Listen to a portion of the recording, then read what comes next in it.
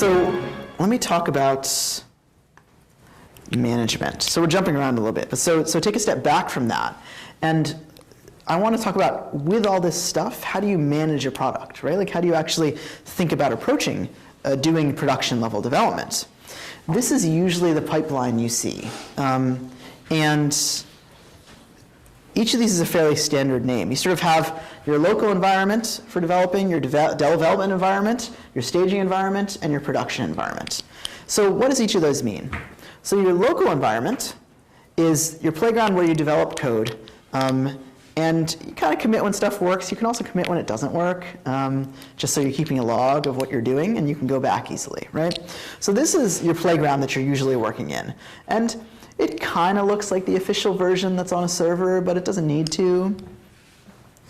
Development environment, you kind of want it to resemble production as much as possible. Like, it's using the same database engine. It doesn't have to be hosted in the same place, but like, it's not using SQLite instead of Mongo or instead of like MySQL or something.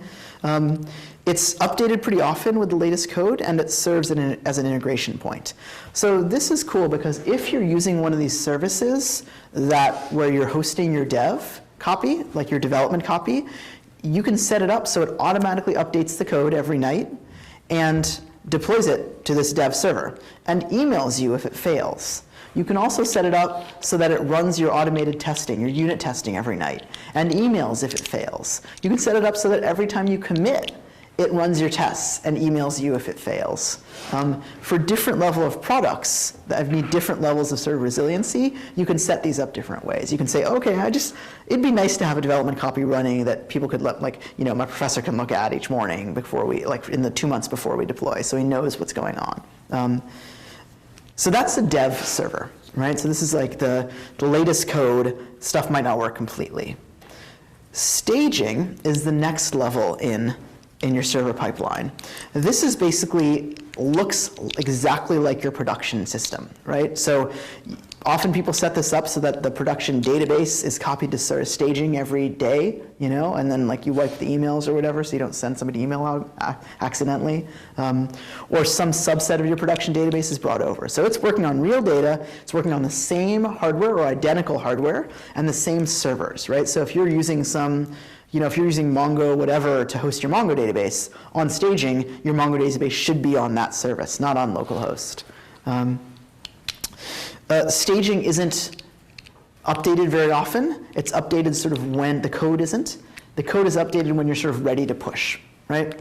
When you're ready to actually try to start building a release. And then production is actually the real deal. Like, don't mess it up. Make sure like only 2 people or 1 person has access to actually update it. And you don't push to production until you are verified things on staging. So what usually happens is you end up with a pipeline that kind of looks like this when you're doing product development.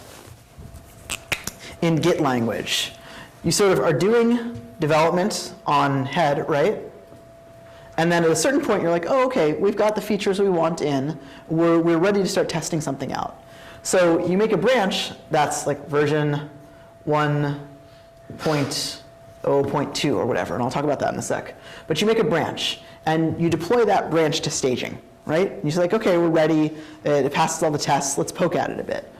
So this goes to staging, your staging server. Actually, let me do this.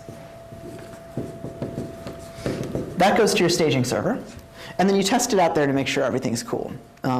As you do that, you may find some bugs. You may need to do some fixes. You do those on this branch, right? And you just update the version number as you're doing that. So you know exactly what you're running in different places. At a certain point, you say, all right, this version looks good. We're good to go. We're ready to push to production. So at that point, you say, all right, we make sure there's a tag on it, and that's the tag that we're going to push to production. On your production machine, you pull that tag out from Git, right? You say, give me this version. You don't do a git pull, none of that. You say git checkout 1.0.4, and it grabs that tag and it pulls that code onto production, right? And you do that at the right time of night so that you don't like break anybody's thing in the middle, stuff like that. If you're even more if you're managing a product even more, you try out the upgrade process on a duplicate of the production server before you actually upgrade the production server, right? So the more official you get, the more stages you add to this pipeline. Now, so hotfix can mean a lot of different things. Usually what it means is you're patching production, right? So like, we've deployed this to production, right? Version 1.0.4, and we think it's working. But then 2 days later, we're like, oh shit, there's one thing that only appears on production, we need to fix it. We need to deploy a hotfix. That means that there may have been development going on here, right? So we did a merge here, where we pulled back. We did a merge, maybe some things happened here, right? And then we keep developing on head, and maybe there's some more commits. So when you realize there's something here, usually what people do for a hotfix is they grab this copy locally, and they do a fix, right? And then they need to deploy that as quickly as possible. So you just, from this branch, you add a new version, you run that through your pipeline. You run it on staging, you test it on production, and then you push it to production, right? So then you push that to production. And then you're good to go. Hotfix can also mean we're just screwed on production, we need to do this twiddle in the database. So you go and you change the production database so that it works. That's the bad definition of hotfix, but everyone's done it. I've done it. Sometimes you need to. Hopefully in real companies that you don't ever have to do that, but I've done it at real companies because sometimes that shit happens. So that's kind of what it looks like. And then of course you merge this back in.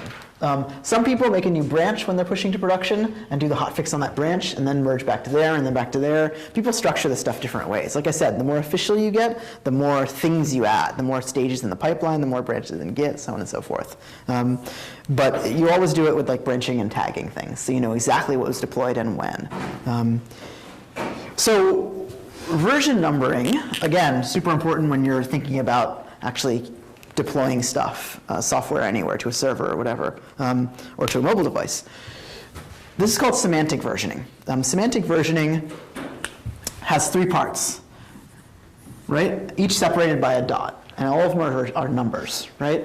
So the third one is for bug fixes, right? So if you make a bug fix, then you basically bump up the third number from point 2 to point 3, point 4, so on and so forth. The second one usually is bumped when you do feature additions. So yeah, I added a new view, or I added a way to share stuff online, right? So anytime there's a new feature being added, you bump this number. If you're changing major stuff, if I can spell major, then you change the first number. So version 1 point whatever is very different than version 2 point whatever, and perhaps isn't backwards compatible even. So that's what semantic versioning is, this way of doing things. And semantic versioning has become the standard way to version number your stuff. In Android, there's 2 version numbers. There's like a version that you increment by 1 each time so that it can do comparisons for some reason. And you also have a semantic version, right, that you actually show to people. This is super useful to use for your own projects as soon as you're deploying it places, because it just helps you. It just becomes really handy, and it becomes a useful frame to think about what changes and how you keep track of those. Many people keep a log that's often called release history. And that's often a text file that has, a header for each version number you released, and just a bullet list of what was changed and what was fixed, super high level. That's what you see in the App Store when you download a new app and there's like a bullet list of what they changed. That's one slice of their release log. And they have a big file that has the history of all their releases. It's super nice documentation. It's also super nice in that plan for yourself 6 months from now point of view, where you forget what version was what. And someone calls you and says, oh, I'm using this version, that release log helps you figure out what's going on. So you don't have to go back and read all the Git comments. It's a high-level summary. And if you use semantic versioning, it gives you a really easy way to say, like, oh, 1.0.2 to 1.0.3, I must have done some quick bug fixes. Let me go look at what those were. That probably isn't the problem. I bet it's when I went to 1.1 that caused the problem. Things like that. So it gives you a quick shortcut for figuring this stuff out. This pipeline, combined with this versioning system, is the way that people manage software products. There's huge arguments about what goes into what version. There's